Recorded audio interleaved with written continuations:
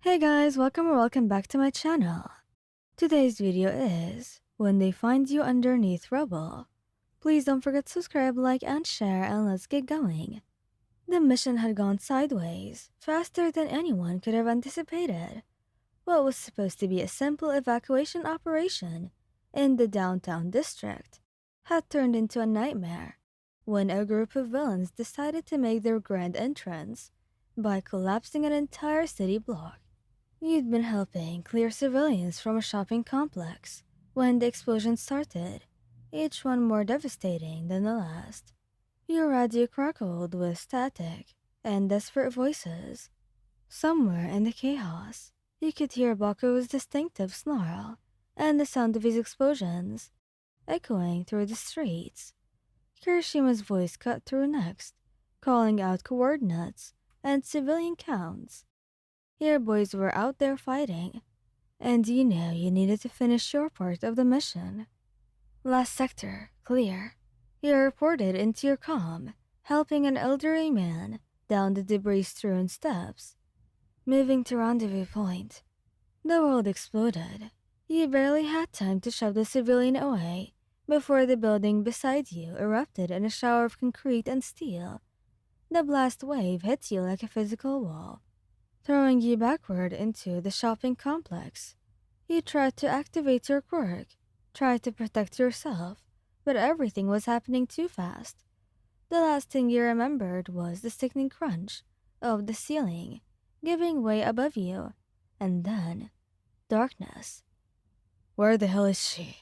Bakugo's voice tore through the destruction like a battle cry, his hands crackling with barely restrained explosions. His crimson eyes scanned the rubble frantically, searching for any sign of you. The mission was over. The villains were subdued.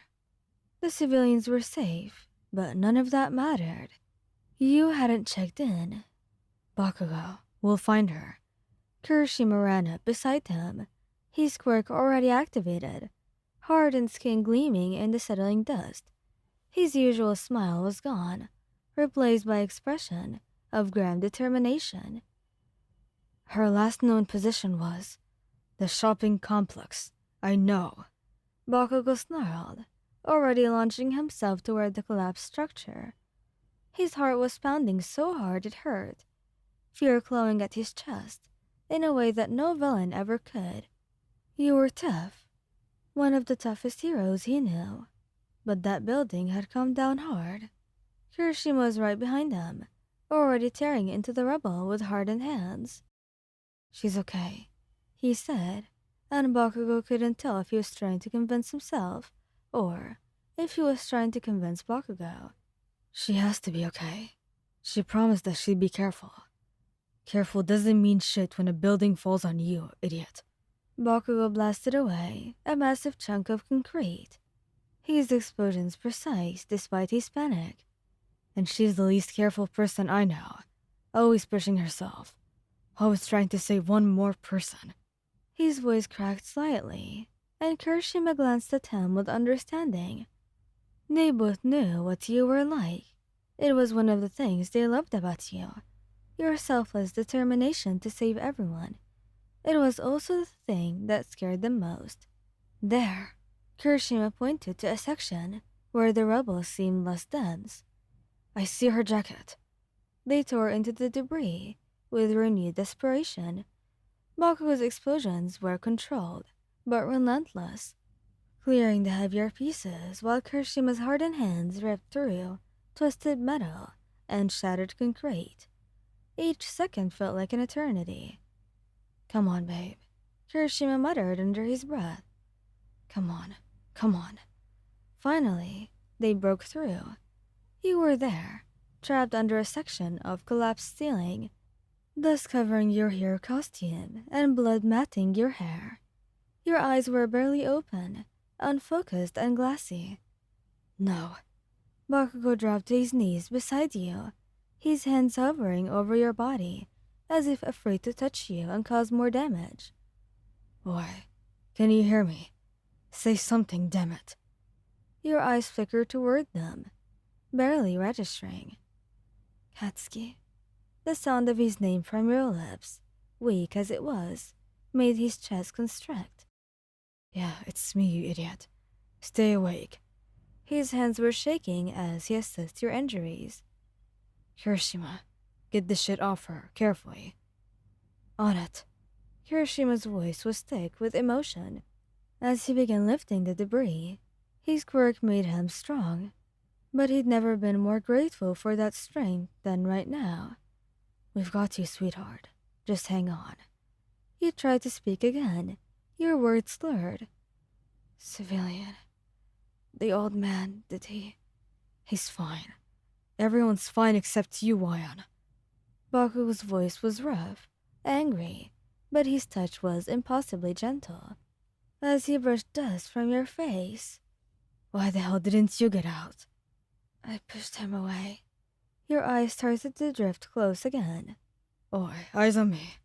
Bakugou's palm crackled with tiny sparks. Not enough to hurt you, just enough to startle you. Don't pass out, Wayan. That's an order. Kirishima finally lifted the last section of ceiling off you. His jaw clenched with effort. As soon as you were free, Bakugou's hands were on you, checking for injuries with the precision of someone who'd been trained in emergency response. He wrapped up the injuries as much as he could, and then Kirishima carried you through the rubble. As he did so, you fought to keep your eyes open.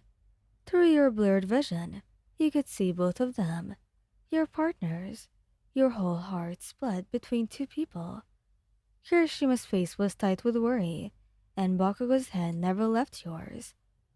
Love you guys, he whispered, not hearing the response afterwards. The ambulance ride was a blur.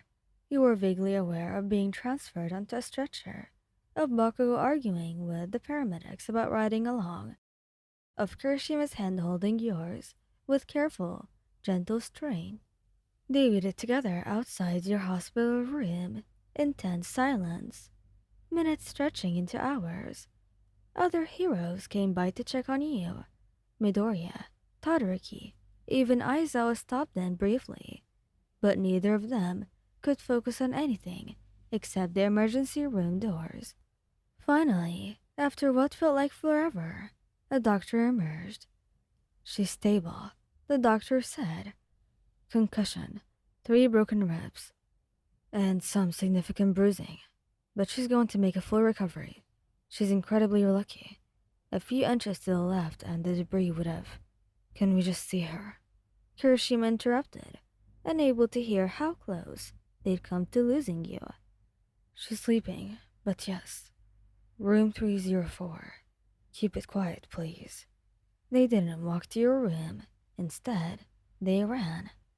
You opened your eyes, a task that felt monumental, and found exactly what you had expected. Kirishima was on your right, his head resting on the edge of your bed. Bakugou was on your left, very much awake, his eyes fixed on your face with an intensity that would have been intimidating if you didn't know him so well. Hey, you croaked out. Oh, you're awake. Unfortunately, you tried to smile, but winced as the movement pulled at various injuries. Feels like I got hit by a building. You did, dumbass. How are you feeling? Like hell. You squeezed his hand weakly, but alive. At the sound of your voice, Kirishima stirred. His eyes snapped open, and when he saw you looking back at him, his entire face lit up. You're awake. Oh, thank God, you're awake, Wayan. You scared us so badly. Sorry, you whispered. Didn't mean to. Like hell you didn't. What were you thinking? Staying in the building. You should have gotten out the second things went south. There was a civilian. There's always going to be a civilian, Wayan. He was standing now. You think saving one person is worth killing yourself. Katsuki, you said softly. I'm sorry. I'm okay. Can we just talk about this later? I'm really tired. Just come here, you said softly. They both leaned in carefully, and you managed to brush a kiss against Kirishima's forehead, then Bakugou's cheek. I love you both. So much. And I promise I'll be more careful. You better. Bakugou grumbled. Because if you pull this shit again, I'll kill you myself. Very romantic. He means it though. We need you. Both of us. Me too. Stay? Your eyes were getting heavy again, the pain medication pulling you back towards sleep. We're not going anywhere, Kirishima promised. Damn right we're not. Bakugou agreed. Try to get rid of us. As you drifted off, you felt both their hands holding yours, their presence solid and reassuring on either side of you. You'd scared them badly, you knew that, but you also knew that when you woke up again, they'd still be here. Thank you guys for listening. I hope you like this video.